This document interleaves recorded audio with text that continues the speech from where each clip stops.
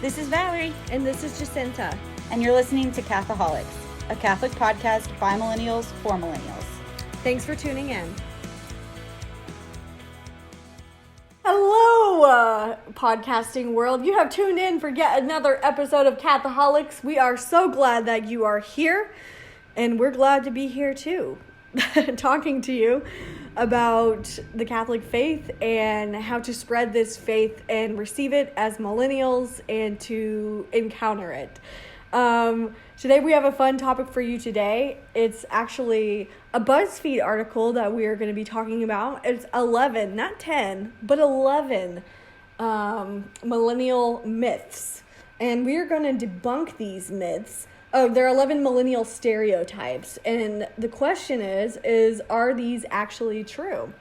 So we're going to chat about that today. Yes, so we're glad that you guys are here. This is a fun episode.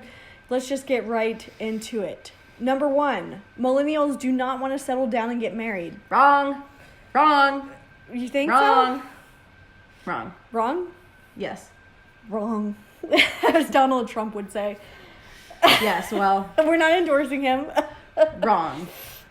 So, it says that 74% of millennials actually do want to get married. Yeah, they put like a poll underneath this article here, under this question, and people, there's like been over 100,000 votes, and more people are clicking, I want to get married. That's true. And all the millennials I know, like, want to get married. That's true. And, just because we don't want to get married today doesn't mean we don't want to get married. Hello. At all. And there's people are getting married later because there's a natural progression to life. You go to college, you go to grad school. Yeah, the progression is changing a little bit. Sure. Yeah. But we still want to get married, I think, eventually. Eventually. Just not at 18. No. That sounds awful.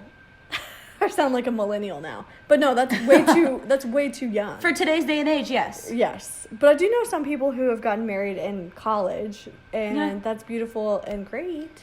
Right, but that's not the norm. Any way can be done the right. Like, even getting married young, if it's done appropriately, can be okay. If you're both ready for it. Right. Yeah. But not a lot of people are ready for it. No, it's just a different progression, different day and age, but I don't think we don't want to not get married at all. So I would say myth number 1, wrong. Wrong. All right, stereotype number 2, millennials can't afford to buy homes. Well, yeah, this one's, I would say, is actually true. Yeah, especially if you're anywhere except for the Midwest, basically. Yeah. Because the housing market is so high. Yeah. California, Pacific Northwest, everywhere's Colorado, and like East Coast, it's too expensive. I know, and baby boomers are always like, millennials don't save their money. Like, they can't afford to buy a home. Well, you know what, Janet? I don't know what Janet, I'm just saying that as an old person name. Tracy? Whatever. Whatever. Yes, I'm just saying. Janet, you can just yell. Janet, you know what, Janet? Just because I can't afford to buy a home because y'all made me go to college and, you know, like, we'll have student debt, man. Because student loans. Yeah, student loans because we all have debt because, like, you had to go to college because you can't do anything with just a high school degree anymore. No, you can't. And the housing market's so expensive, so, like, we can't afford to buy houses As soon as you get into the job market, you're working on paying off those loans. Right. And then you have to rent, so you're not even able to save money because you're just, like... Throwing money down the toilet because you're not able to invest in owning property. Exactly. Rough. So, woof. Did I just do that on air? I did. Woof. It was bound to happen. Stereotype number 3, millennials love their damn avocados. Not just their avocados. Too. Yes, this is true. I love my avocados. Man. They go well with everything. This isn't a bad thing. They make everything better. I'll eat avocados just plain and pour salt on it and just have it as a snack. Oh, see, I can't do that. Yeah. I'm like a hardcore avocado. But avocados are good. Fan. They're a healthy fat. I don't see anything wrong with this stereotype. This is a good one. Next. We're going through this pretty fast. Stereotype number 4, millennials find their dates online instead of in the real world. That is not true. I mean, I would say we do find them online, but not instead of the real world. You know what I mean? Like, I do think we find some online, but I think it's just another resource. It's in addition to. I agree, and I think in some cases it's more helpful.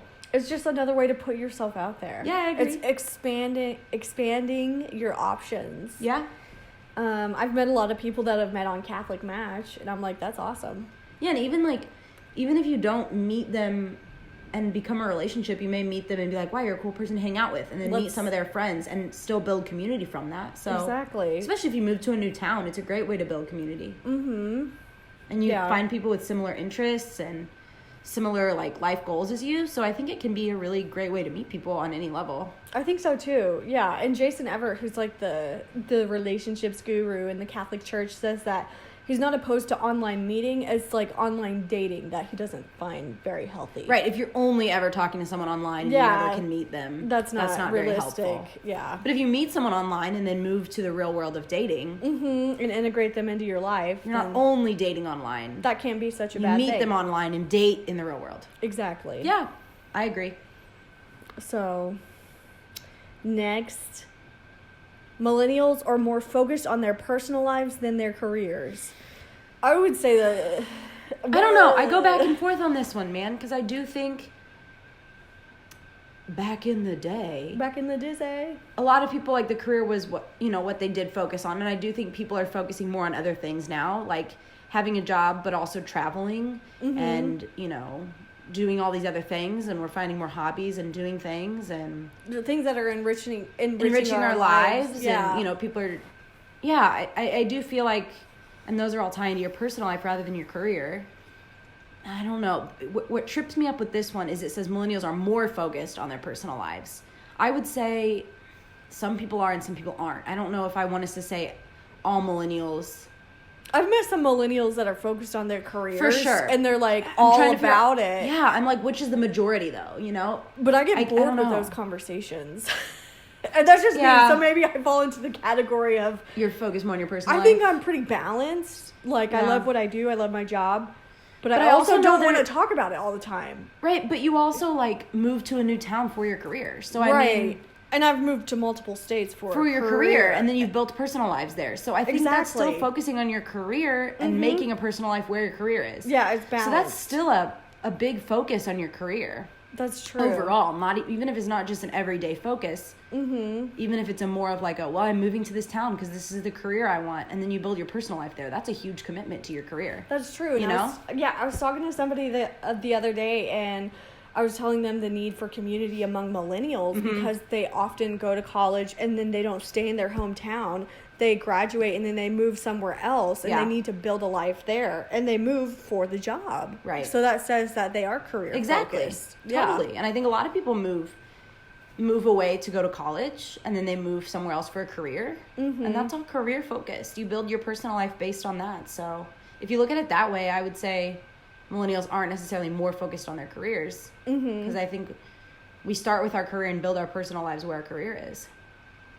Amen. Yes. And then what do you talk about when you're at work? Your personal life.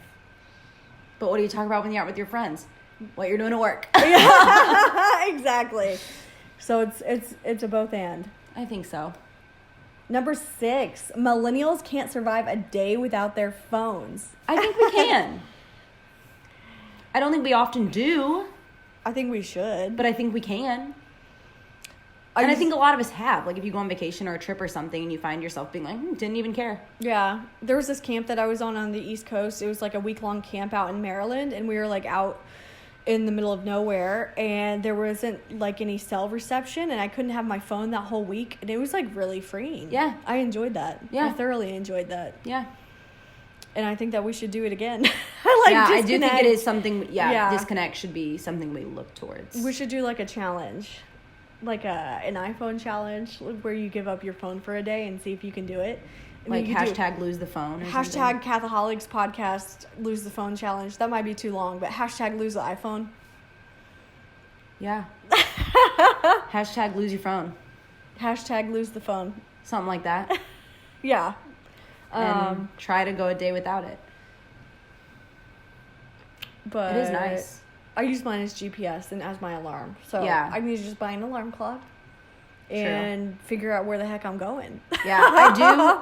I think I should start. I always charge my phone at my bed at night, and I think I need to move it out, like in another room, either in another room or across the other side of my bedroom. Because what I find myself doing is scrolling Facebook and stuff right before I go to bed and right when I get up until I wake up. And I think it would be better to just start charging it outside of my room. Yeah. So losing the phone at night. That would be good. Yeah. But I think we can survive a day without our phones. I think so too. And maybe we should do a challenge, like hashtag lose the phone. Yep. And then tell stories about not having our phone for a day. Although if you use your phone a lot for work, like I do. That gets hard too. It does. We're just more expected to have it too now. Mm-hmm. Because of our careers. I think it's just more like you have to. Yeah. So. Like even if you didn't want to, you had to. Maybe on the weekend, on your day off, you could do it. On a Saturday. It's a good idea. If you're not Something to expected think to about. be on call or something. Yeah. Numero 7. Social media has turned millennials into a bunch of narcissists constantly seeking validation. I can tell you have some things to say about this, Val. Now we're just getting into the part of these where I get angry. So we didn't do an intro to this video. So I will insert my intro now. Okay, insert your intro. I get very frustrated at other people, the baby boomer generation specifically. If you're hearing that, it's thundering here. It's, yeah, very rainy today. The baby boomers are always like, ugh, millennials are just a bunch of narcissists and they're lazy and they're entitled. Mm-hmm. And they're like, I don't know, we as a whole generation have just been labeled good for nothing losers, basically. By certain people. That's true. As a whole generation. I just think that's very unfair. Why is it just our generation, too? Every I guess it's generation just 'cause gets we're- nitpicked, but yeah, we're yeah, the yeah. young people right now. So they always blame the young people because we do things differently. Mm-hmm. Every time there's a young generation that changes things up, they're like, well, you're not doing it right. Because it's not how they did it. Right. And you're like, all right. Well, there, Janet, just calm down. Calm down. Calm down. You know, like we just get labeled with all these nasty labels. And yes, stereotypes are true to an extent, but I think they get blown up and we just get labeled with all these bad things that aren't necessarily true. Mm-hmm. I don't think we're lazy. I don't think we're entitled. Some of us are. Mm-hmm. And there are different things, social media and things are playing a role into how we work and how we think differently. That's true. That's part of it. Technology is a huge thing. And I'm not going to say it doesn't have any effect on us. Right. But it's not all negative. But that's the only thing people talk about is how bad it is. People don't talk about the good things that have come of it. That's what makes me mad. Yeah. Okay, so that's my intro to this, but here we start with stereotype 7. Social media has turned millennials into a bunch of narcissists constantly seeking validation. I will admit I think this is a problem social media has.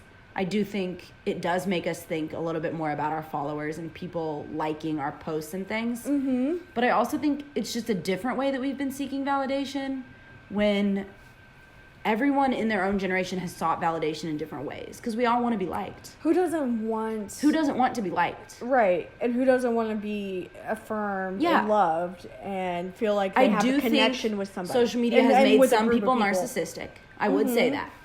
But I would say for people like me and you who don't care that much about likes, but you do feel good when people like your stuff, it's just because you want people to like you. Mm-hmm. Just like when you were in grade school and didn't have social media, you wanted someone to pass you a note in class. Like, because if someone passed you a note that they wanted to talk to you or hang out on the playground or something, like, that was the way that someone validated you and showed you they liked you and wanted to not liked you. Sure. Liked you, middle school here again. But you know what I mean? Like, I think it's just another way of being validated, and I think everyone wants that in some way. Sure. Yeah, and I think there's ways that we can use social media, like this is saying, for, like, in non-helpful ways. We can. Oh, I'm not, it can be. People are very narcissistic on it. Yeah. Don't get me wrong. And it's just, like, some things you see, you're like, I really don't want to see that. And Yeah. I know that whenever I used to give chastity talks on the East Coast, a lot of girls would say they struggled with comparison. Comparison becomes an issue. Yes, it does. Yeah, or they're like, oh, well, I didn't get invited to a party, and then I saw the picture post, and I'm just like, dang, man, I couldn't imagine growing up with social media because I didn't have it. I think we had MySpace my junior year of high school. And totally. yeah, that was it. So I couldn't imagine the pressure that some of those It does girls create and some guys pressure. have growing up. So, in my personal opinion, which has nothing to do with this stereotype, I'm just going on a rant. I want to delete my Facebook, but I find it a way to stay connected with my family in Oklahoma, my friends in Philly, my friends in Denver, and making new friends here.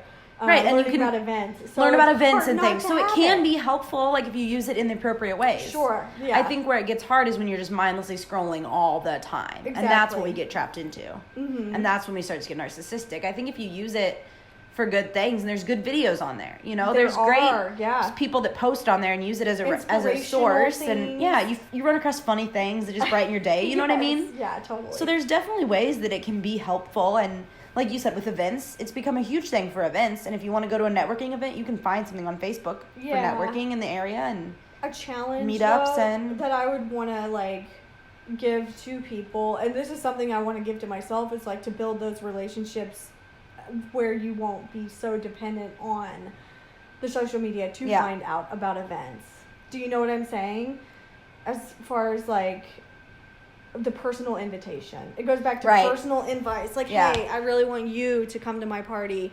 Yeah, it's on such and such date, as opposed to just getting, and that's hard to do because especially if you're having a bunch of people, a big party, and you don't want to forget anyone. So it is a nice resource to be able to invite a mass amount of people at once. Yeah. So, anyways, that's just something to think about and maybe try and figure out how to balance, navigate. like everything we talk about here. Exactly. Yeah. So it goes back to personal invitation. That is huge. Yeah, that's huge, and so that had nothing to do. I don't think we're all narcissists. I don't think so either. Numero 8, millennials choose to live with their parents instead of finding their own place. I do think this is happening a lot. I think it goes back to debt. I think some people can't afford it. But I do think there's some people that just do just because they want to save money. And while I don't necessarily think it's a bad thing for a while, at some point, well, yeah, it's cheaper to live with your parents, of course, but it's a great thing to move out on your own. Like, highly recommend it. Yes, yeah, it's very good. So if you can't afford it, like, do it. Because it's just a whole different world living by yourself, and it's great. A whole new world. That's right. I'm not going to sing, but that was beautiful. A dazzling place I never knew. It could be good. Yeah, don't copyright us, Disney, for singing that. Yeah, but again, millennials living at home has to do with the college debt. I know a lot of people who live at home after college because they're paying off their loans. Right, and they're trying to like get that under control before they get their own house. Yeah. Mm-hmm. Well, and they can't afford a house, so it's renting. Exactly. It goes back to number 1 on the list. Yeah, exactly. Oh, man. No kidding. Number 9, millennials were raised in a world of participation trophies and expect rewards for every little thing they do. Okay. This is where I get mad again. Uh-oh. Watch out. Okay. We were raised in a world of participation trophies. But who gave them to us? I didn't show up saying, where's my participation trophy? I didn't know what that was until y'all started handing them out to me. That's true. Just saying. Someone came up with that idea and started to give it to us. That shouldn't have happened, one.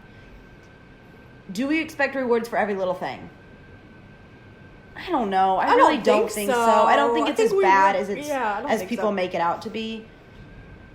I think they shouldn't have given us participation trophies. But again, that wasn't our idea, folks. It was yours. I don't think that I experienced the participation trophy thing. I feel like I worked hard for some of the stuff I got, like as far as grades and things like that. Oh, yeah, I did too. But I definitely got participation trophies for like when you play sports or you...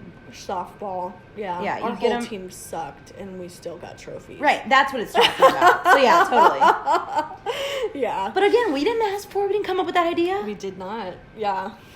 So... But we still knew that we didn't win. You know what I mean? Right. Exactly. You still knew if you sucked. You did. So I don't think that really helped anything. No. All right, number 10. Millennials are lazy. Lazy as far as like in the workplace. I think that is totally not true. Again, I don't think we're lazy. Moved to a different state for our jobs. Right. I think we're moving around the country after college. We go to college, get a 4-year education. Mm-hmm. We're athletes. We have a lot of student athletes in college. You have people that are doing all sorts of things, internships, which is working for free, by the way. Right. I don't think you can be lazy when you're an intern when you're literally working for nothing.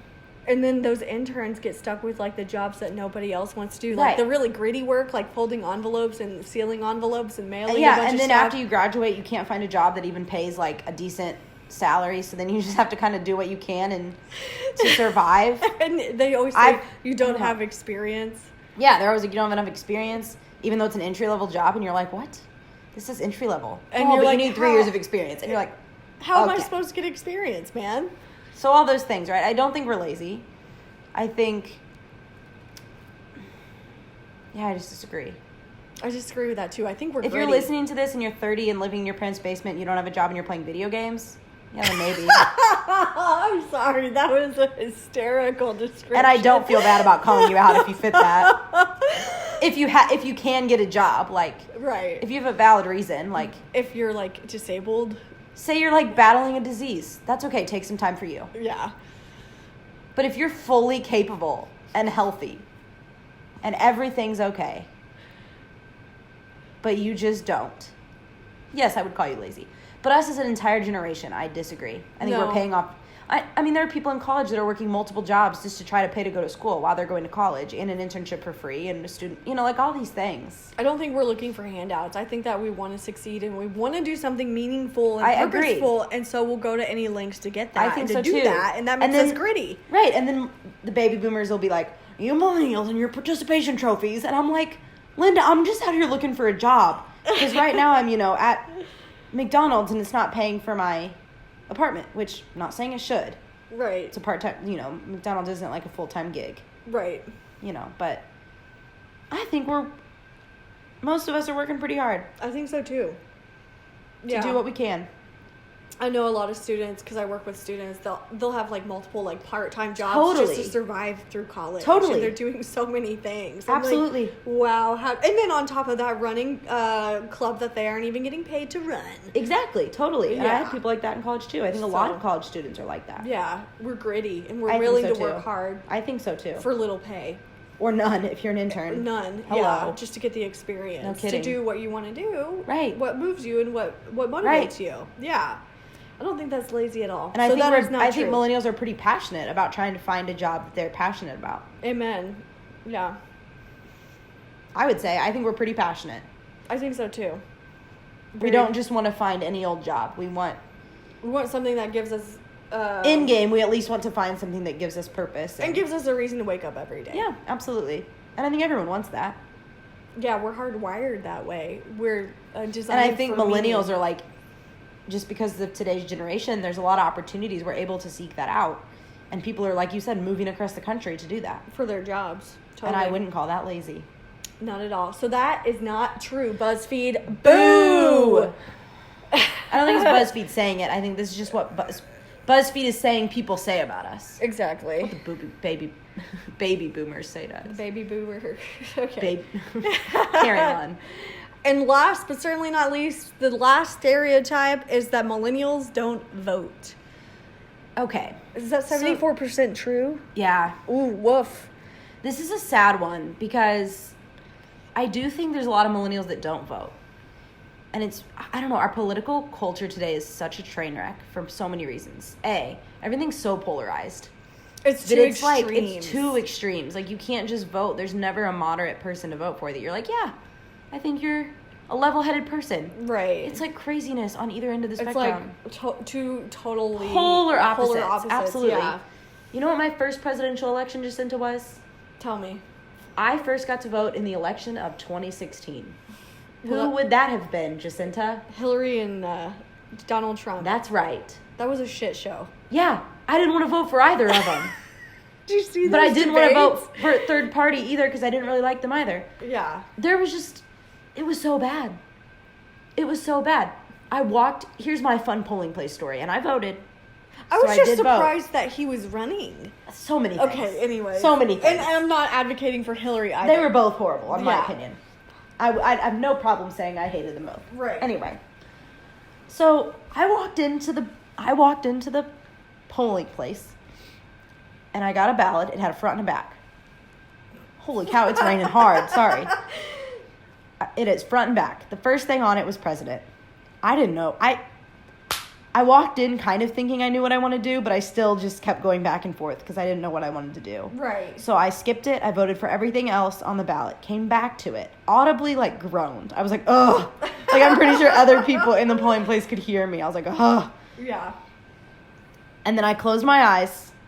Or no, I put my pencil where I needed to vote, turned my head, sighed again, and filled in the bubble. I couldn't even watch myself do it because, I knew, for me, I voted what I needed to do, what I thought was the lesser of two evils, essentially. Right. I don't want to know. No, it doesn't even matter because anytime I've talked to someone about it, if they say they did the opposite, I'm like, yeah, I don't blame you. Mm-hmm. And if someone's like, I voted third party, I'm like, yeah, I don't blame you. If someone says, well, I voted for Trump but didn't really like him, yeah, I get it. If someone's like, yeah, I voted for Hillary but didn't really like her, yeah, I get it. Yeah. Like, I get it all. I get when everyone's like, didn't really know what to do. I didn't have a choice. Didn't like it. It all sucked. Yeah, I remember having a conversation with my priest friend, and he was like, I'm voting for Trump. And I was like, you can't do that, Father. And he goes, I can and I will. I was like, okay. I mean, Yeah. it was all bad. It was all bad. It was all so bad. And I just didn't vote. Which is bad. Which is bad. I didn't know what to do, so I just didn't vote. Please vote 2020. I will. Please vote before then. Please vote in midterms. Basically, this is going to be my advocate for, like... It was just bad. You should And go I don't vote. even wanna It's know just what so it's gonna bad. be like this I year. know. It's just... I feel like it's just getting worse. Who's going to run in 2020 that's going to make the ballot? I don't even know. So far, I haven't seen anyone super Is crazy. Bernie Sanders running again? No, I think so. Feel the burn. Is Oprah still going? Oprah still running? Was she planning on it? I think so. Okay. She was on the long-term list. Interesting. Who else was people wanted to run, but she isn't running is Obama's wife. What's her name? Right? She's awesome. Michelle Obama. Oh, gotcha. There's just so many. Anyway, I'm not going to get into politics here, but you Yeah, should we vote. probably shouldn't get into politics. We're not going to. Because And we haven't. We're just saying, Yeah, which yeah, everyone yeah. can, I think, agree that 2016 was a shit show, and It no was one, a shit show. no one wanted to vote for either. it made for I won't entertaining say, debates, though. I won't say which of my family members said this, but one of my family members I was talking to on the phone about it, and they said, I'm not going to be happy if I wake up the day after the election and Donald Trump's president. But I'm not going to be happy if I wake up and Hillary's the president either. Like, I mean, Yeah, and that says it both ways. Like, you really just wanted them to be like, well, we've decided that all the candidates suck and we're going to scratch it and start over. Like, that's what I Right. wanted someone to say. Sure. Because it was just like, And blah. I will admit, as a person who is in the pro-life movement, I need to get more on. I need to be more versed in who's doing what. in It's the so political hard. realm. It's so hard because That abortion one is of abortion is a huge pro-life topic, Yeah. but it's not the only pro-life topic. Sure. Yeah. That's where it There's gets tricky. euthanasia, There's There's just the assisted general suicide. There's just the general welfare of people. Yeah. Exactly. Are we taking care of the environment? I mean, that's all of political things come back to Yeah. things that people need to care about, and that gets so tricky. So the question is can we find a balanced candidate? Probably never. That's what's hard. America needs prayers. America needs prayers 2020. # Oh my gosh. So yeah, that was that millennials don't vote. And if you're in that category, I recommend that you inform yourself soon about the upcoming elections. I need to start informing myself I on need to, candidates. too. Make sure Like- you know when elections are coming and Make sure you know Do it. who's running. and what you stand for and who you align with and who you think is the best Yeah, choice. educate yourself, man. I'm not going to say either party is better because who knows? I mean, there's just so many things. Just find what matters to you and Stick with your stick guns. with it. And if you're a Catholic, make sure you're voting for things that align with your faith beliefs and align with your values for humanity. I mean, on all levels. Mm-hmm. I won't say what issues. Like, there's so many issues that are important. Yeah. And what gets hard, I feel like, for me, too, is that you're like, well, this is an important thing, and so is this one. But the candidates disagree on them. Like, and neither one has both of them. You know? Yeah. And so you're like, which one do I vote for? Because I think both of these things are important, and one of you agrees and one doesn't. And that's where it gets tricky. My thought is, can I just write people in on the ballot? But No, then because that's they're never totally going to get... the way to vote. Yeah. Then, Ugh. it's bad, guys. We just went on a voting rant, but the political world right now is just a... We need one of our Hot friends to mess. run for president. I vote my friend Christian Matozo in Philadelphia. He would be great, and he knows it. So Christian, if you're out there listening to this, Christian Matozo for president 2020. Pedro for president. Napoleon Dynamite. Hashtag Pedro for president. Oh man, it's rough, but So yeah, so inform yourselves, rock the vote. vote. Rock the vote, wasn't that's such like an That was old a school thing, thing. Wow. yeah. Anyway, Get out there and vote, man. get out there and vote, man. This Oh, that episode reminds me turned of into the Black Sheep with Chris Farley. He's like, we all got a right to vote. Have you ever seen that No. movie? Oh my gosh, we gotta watch that. Chris It's Farley's good. hilarious. Yeah. Oh my gosh, it's so good. Anyway, so Rant over. The rant on voting Millennials is over. are great, okay? Apparently we needed to talk about Millennials that, are great. Maybe we're not everything the baby boomers were, and we're different, but get over it. Get over it, man. We're great. We're here. We're part of the workforce. Get Work over hard. it, Carol. Janet. Oh. Or Carol, either way, whatever. Yes.